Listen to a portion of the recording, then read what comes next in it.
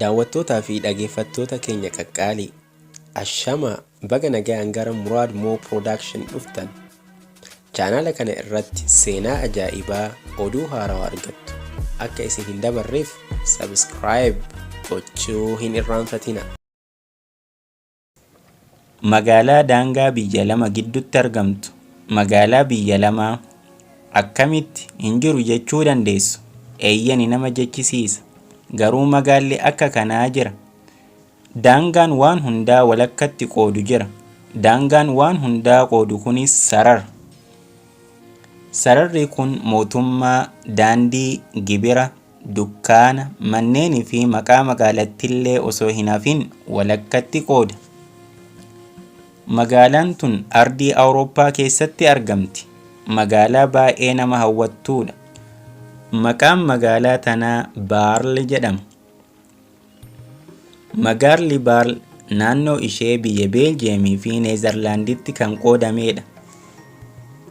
Kutaaleen magaalattii biyya Beeljeem ta'an Baarl Hertog kan jedhaman yoo ta'u, kutaaleen biyya Neezerlaand ta'an immoo Baarl Nassau jedhamu. Baarl Hertog fi Baarl Nassau bal'ina lafaa wal duraa duubaan kiiloomeetira iskuweerii 76.3 fi kiiloomeetira iskuweerii 7.48 ta'uu qabu. Akkasumas baay'inni uummata isaanii wal duraa duubaan 6,668 fi 2,592 ta'uu qabu. Magaalaan tun buufata poolisii, kantiibaa, mana maree magaalaa mataa isaanii qabu.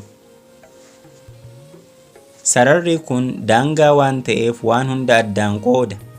Waldaa lama, sarara awutoobisii lama, saanduqa poostaa lamatu jira. Isaanis inni tokko kan Beeljeem yoo ta'u, kun immoo kan Hoolaand yookaan Neezerlaandidha. Manneen jireenyaa osoo hin hafin walakkatti qooda. Namni as jiraatu hundi seera balbalaa hordofa. Kana jechuun yoo balballi fuulduraa isaa Neezerlaand ta'e, jiraataa biyya Neezerlaand ta'a.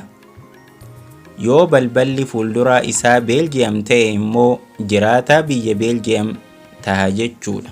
Sararri daangaa kun mana kana balbala fuulduraa isaa bakka lamatti qooda. Kanaaf gama kanaan Beeljeem yoo ta'u, gama kaaniin immoo Hoolaandidha. Kutaan ajaa'ibaa inni biroo immoo biyyoota lamaaf gibira kafaluudha. Yoo mana akka kanaa qabaatte mana kee safaruun iskuweer meetiriidhaan Beeljeem yookaan Neezerlaandiif gibira kafalta. Namoota naannoo san jiraataniif gaafii gaazexeessarraa gaafatame kan akkana jedhuudha.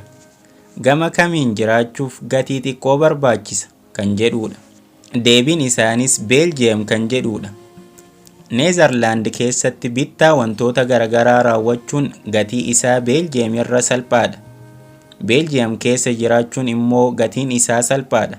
Kanaaf kan feete keessaa filattee jiraatta. Namoonni hundi kan magaalaa Baarl keessa jiraatan waliin ta'uun hojii isaanii hojjechaa bashannanaa jiruu mataa isaanii geggeessu. Kun waan hedduu nama gammachiisu. Hordoftoota keenya jaalatamoo fi kabajamoo kan isin waliin ture an Muraad Muhammad. Yeroo keessan irraa waan nu laattaniif guddaa galatooma. Yaada yoo qabaattan koomentii nu dhaqqabaa. Like, subscribe gochuu hin irraanfatina.